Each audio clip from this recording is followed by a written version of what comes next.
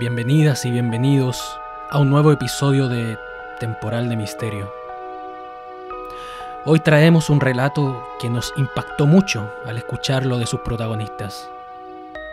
Hemos tocado en otros capítulos el tema de la brujería, pero no habíamos dimensionado lo peligroso y crudo que puede llegar a ser para una familia el padecer este mal. Hasta ahora. Lo que escucharás, lejos de pretender asustarte, es una historia real que busca poner el tema de la brujería sobre la mesa. Tema que muchas personas cuestionan o que simplemente desechan diciendo que son cuentos o mitos antiguos, pero que nada tienen de cierto. Por nuestra parte, queremos dar fe de lo que oímos y de lo que te contaremos, porque conocimos a las personas y vimos sus rostros y expresiones en cada palabra que nos decían.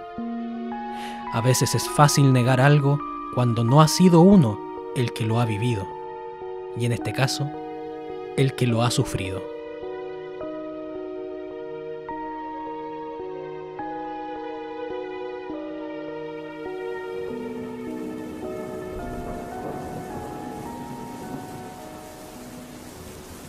Ha empezado a llover.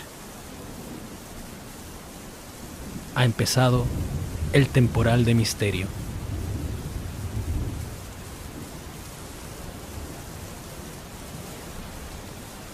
Isla de Jingua, año 2004.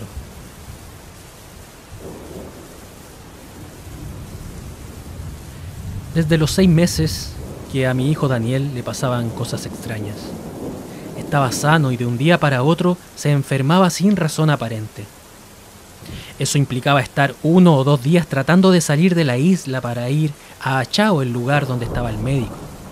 Había que fletar lancha y todo eso. El tema es que cuando llegábamos al hospital no le encontraban nada. Llegaba totalmente sano. Se enfermaba en la isla, pero cuando llegábamos al hospital se sanaba. Por otra parte, Daniel se llenaba de piojos de un rato para otro. No tenía nada, pero cuando llegaban visitas, se llenaba de piojos sin saber por qué. Se iba la gente y los piojos de su cabello desaparecían. Era todo muy extraño. Un día, compramos la casa de unos tíos de mi esposo. Ellos construyeron en Jingua, pero no vivían ahí.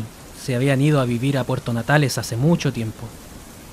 Sin embargo, siempre se mantuvieron pendientes de la casa.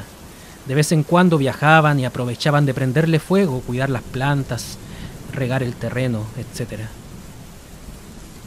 Por esto mismo había mucha gente interesada en comprar esta propiedad, pero ellos no querían venderlo a nadie más que no fuera su sobrino, es decir, mi esposo. Con el pasar de los años, tuvimos la plata suficiente para comprar casa y nos fuimos a vivir a orilla de la playa donde quedaba. El terreno era cotizado porque tenía su propia vertiente de agua y eso lo hacía ser considerado un sitio rico y valioso. Tener agua ahí era como tener un tesoro.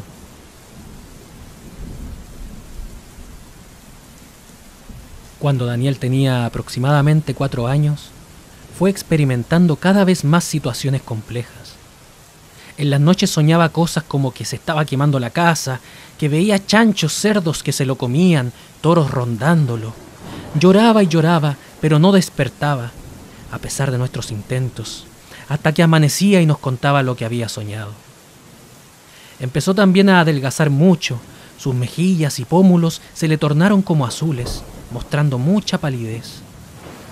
Su comportamiento también cambió. Se volvió más agresivo, se escondía debajo de las bancas, tiraba piedras. Cuando lo corregíamos nos mordía o perseguía. A los niños de su edad también los violentaba, los sacudía y golpeaba sin razón. El asunto cada vez nos preocupaba más y más. Los médicos no sabían qué le pasaba. A Daniel le daba de repente una picazón fuerte en todo el cuerpo.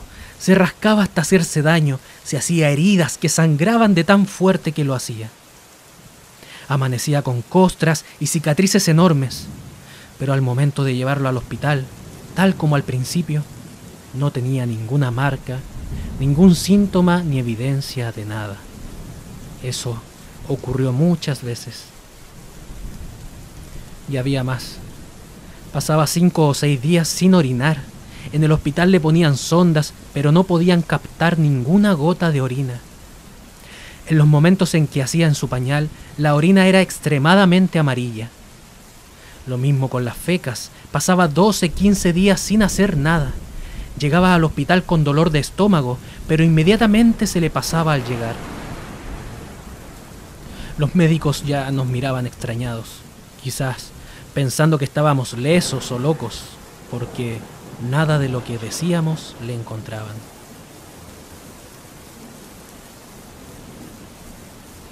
Y así regresábamos a la isla y Daniel empeoraba, hasta que una amiga nos dijo que lo lleváramos a Castro de una vez para tener otra opinión. Nosotros no contamos con un vehículo particular, por lo que tuvimos que viajar en un minibús de recorrido. Cuando íbamos a mitad de camino, comenzamos a sentir un olor horrible, verdaderamente espantoso. Todas las personas que viajaban ahí no podían disimular que estaban desconcertados e incómodos. Al llegar a Castro y hacerle un cambio de paños a Daniel, nos dimos cuenta que ese hedor provenía de él. Sus deposiciones eran de un color negro sin matices, negro muy profundo, y en pelotitas pequeñas. Tomamos una muestra en un frasco para llevarla al médico. Al pasársela al pediatra, él nos dijo: agradezcan a Dios que su hijo no reventó internamente, porque esto era para morirse.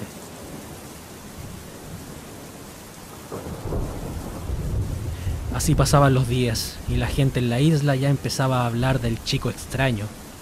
Se corría la voz y con ello el pelambre. Y nosotros seguíamos sin comprender nada de lo que sucedía. Estábamos desesperados. Sin embargo, una de las tantas personas que llegaron a ver a Daniel nos dijo lo siguiente: Chico, eso es brujería. ¿Cómo va a ser brujería eso? ¿Y por qué? No sé por qué. Muchas razones pueden ser. Pero ¿de qué brujería lo es? ¿Y usted cómo sabe eso? Por los síntomas, po. Por todo lo que se cuenta que le ha pasado a su hijo. Eso no es una enfermedad natural. He visto muchos casos así, créame. Nosotros, como estábamos desesperados al no saber qué le pasaba a nuestro hijo, y mucho más aún luego de escuchar lo que nos dijo la vecina, comenzamos a buscar por todos lados alguna solución. Fuimos donde una especie de adivina en Castro que nos dijo que compráramos velas de colores que había que prender cada cierto tiempo. Nos dijo también que esto era una brujería por envidia y que querían muerto a nuestro hijo para el día de Navidad. En ese entonces era septiembre, por lo que quedaba poco para eso. Nos hacía comprar polvos, santos, amuletos, prometiéndonos que mejoraría. Pero nada pasaba.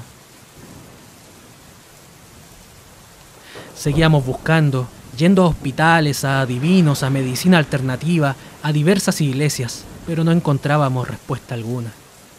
Y hay que sumarle a esto que ya el gasto económico era demasiado. En todos los sentidos nos estábamos derrumbando como familia. Hasta que un día, una señora en la isla nos dijo que lo lleváramos a donde una especie de monjita en Ancud, que era muy buena para estos temas. Como no descartábamos ninguna posibilidad, tomamos su consejo. En noviembre llegamos a Ancud, y apenas la señora vio a Daniel, dijo que era brujería. Ella era una ex monjita que realizaba ahora estos rituales de sanación. A través de una ceremonia con agua, comenzó a eliminar el maleficio. Decía que cuando a ella le empezaban a salir algunos manchones azules en su cuerpo, era porque estaba teniendo efecto el asunto, ya que esos eran los brujos que comenzaban a atacarla.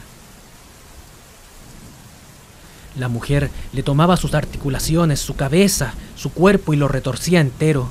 En un momento vi que Daniel se puso muy azul y me asusté. Entonces salté encima de él pensando que le estaba haciendo daño y ella me empujó hacia una ventana y me dijo que contara hasta 10 mirando hacia ella. Cuando terminé de contar, Daniel estaba sentado tranquilamente como si nada hubiese pasado. La mujer nos dijo que le pillaría el sueño porque lo que le sacó era un demonio pequeño. Entonces, recién luego de descansar y despertar, sería el niño que siempre debió ser.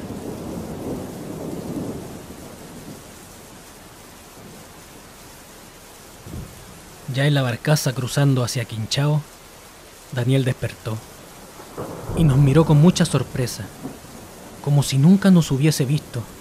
Nos dijo: papá, mamá, con una cara llena de alegría y de color. Las lágrimas brotaron inmediatamente, pero al fin eran de paz, de satisfacción y no de la impotencia y desesperación que habían marcado estos años.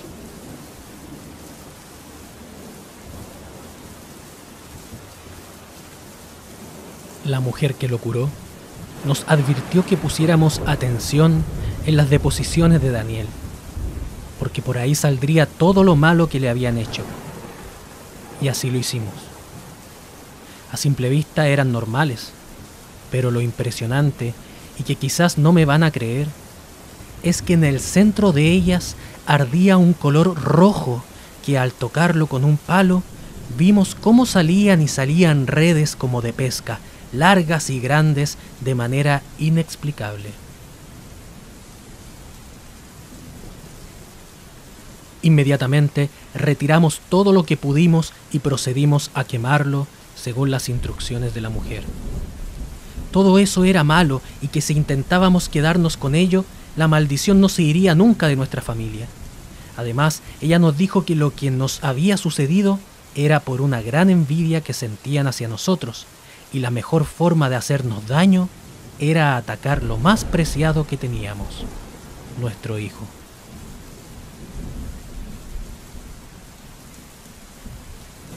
Entre conversaciones con mi esposo, llegamos a la conclusión de que la adquisición de nuestra casa había sido el motivo principal de esa envidia, ya que muchos la querían tener y no pudieron. La mujer nos aconsejó dejar esa casa porque era ahí donde estaba el problema. Así que decidimos irnos de la isla a un pueblo de otra comuna. El problema fue que mientras preparábamos nuestra nueva casa, tuvimos que permanecer un par de semanas en Jingua y nos seguían ocurriendo cosas extrañas. En las noches, por ejemplo, se nos llenaba la casa de murciélagos. Nosotros nos levantábamos para espantarlos con escobas. Estábamos toda la noche así, pero no lográbamos nada, no se iban. Otras noches aparecían unos pájaros negros llamados baudas que tienen un grito bastante particular y suelen pararse en los árboles. Hay muchas personas que asocian a este animal con los brujos. Y bueno, cada vez que se posaban afuera de la pieza de Daniel, en un pequeño manzano, él se volvía a enfermar. Cuando mi esposo salía algunos días a la pesca, se llenaba la casa de pájaros, así que yo tenía que ir donde mi mamá a dormir o donde mi suegra. Estas situaciones seguían pasando y la mujer nos dijo que debíamos dejar la casa lo antes posible, porque o si no, estas y otras cosas seguirían ocurriendo. Finalmente llegó el día. Dejamos atrás esa casa que tanto mal nos había traído y nos fuimos a vivir a un sector de la comuna de Dalcahue. Nos advirtieron que no debíamos sacar nada de la casa y que si volvíamos a pisarla no tomáramos nada de ahí. Sin embargo, al mudarnos, nos trajimos algunas pertenencias y creemos que de una u otra manera eso nos dio un poco de mala suerte, porque con mi segundo hijo volvió a suceder algo muy similar, hasta que tuvimos que deshacernos de las cosas. No pudimos quedarnos ni siquiera con una cuchara. En fin, de esta manera se terminó todo.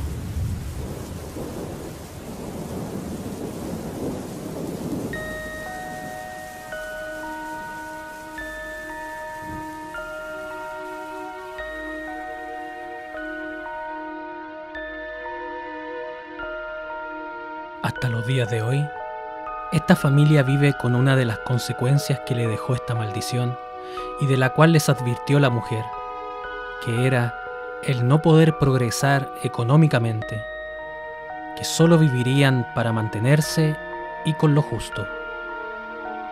Después de todo el mal que habían padecido, pareciera que aún no había sido suficiente. Agradecemos tu sintonía y te dejamos cordialmente invitado a seguirnos en Instagram, a compartir este relato con tus amigos, a dejarnos tu comentario y por supuesto a suscribirte al canal. Y si tienes alguna historia que contar, no dudes en escribirnos. Esto fue Temporal de Misterio. Hasta pronto.